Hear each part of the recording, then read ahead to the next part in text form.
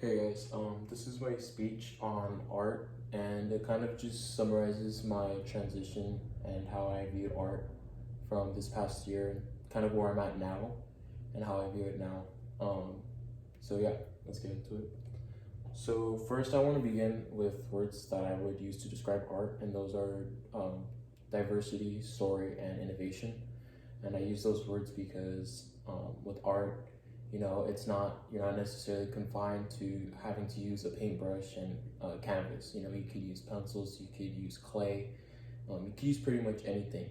So it really just depends on the person. And that's what I enjoy is that with different people and different forms of art, the ideas are limitless. So you're not held back to follow certain guidelines for art. So the next thing is story.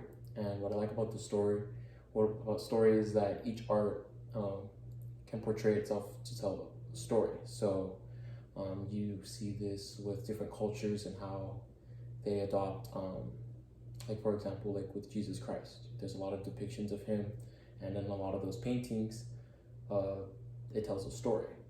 So it's just stuff like that I do find captivating on top of the idea of how the art looks and its aesthetic. So the next thing is innovation, and it just has to do with art. Sorry about that. Continually changing, so it's always advancing. It's not necessarily stagnant. It's not the same since it first started, or since people started first using art or creating their own pieces of art. We've had like simple like cave drawing depictions, and then there was the Renaissance era, and then now we have more of a shift to contemporary art, which is using technology to kind of further advance our forms of creativity. So that's what I enjoy a lot of seeing. So at first I was really hesitant about art because, for one, I really didn't think I had the creative mind to do so. I always thought it was some sort of natural skill that you were just born with, but obviously that's not true. So in high school, that was when I took my first art class, and I always tried to avoid it throughout high school, and I never was really interested in it because I thought it was just a waste of my time. It was going to take me a while, even if I wanted to have some skills in drawing or whatever. I don't know what exactly I thought art was at the time, but I was just always trying to avoid it.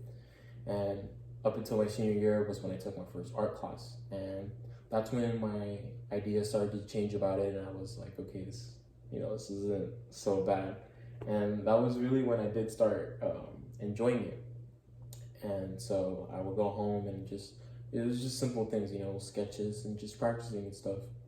And I realized that over time it wasn't necessarily that, like, what my mindset prior was that art takes time and it's hard work. And in a way it does.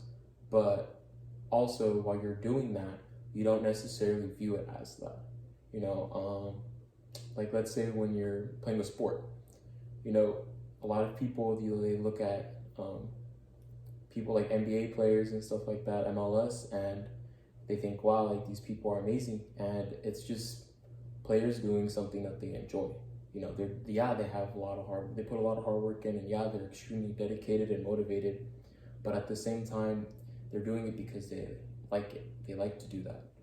And so that's kind of how I felt about art, is that even though it can at times be frustrating and complicated, I enjoy that. I enjoy that feeling because it involves something that I like.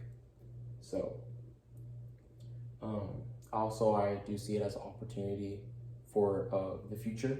I don't know if you guys can see this, but for the future, I just put kind of how it goes into my career, which is architecture. So it really does have its benefits in terms of maybe what you want to have as a future job or a future career.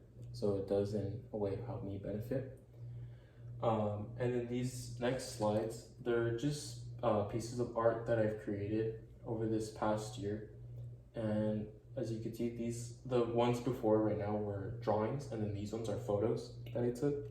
So once again, just kind of going back to that idea of not confining yourself to one certain way on how to view art. You know, there's a lot of different ways.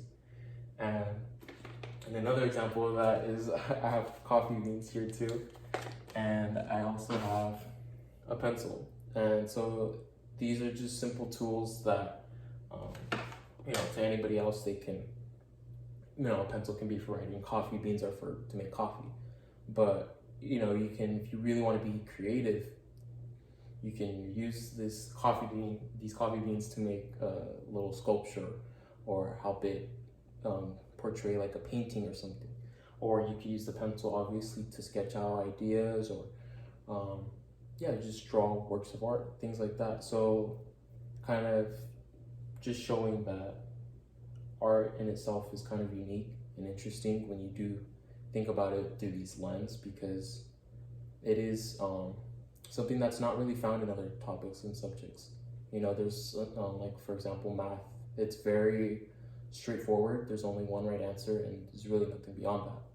So with art, it kind of has more leeway to where you yourself can express how you feel to others.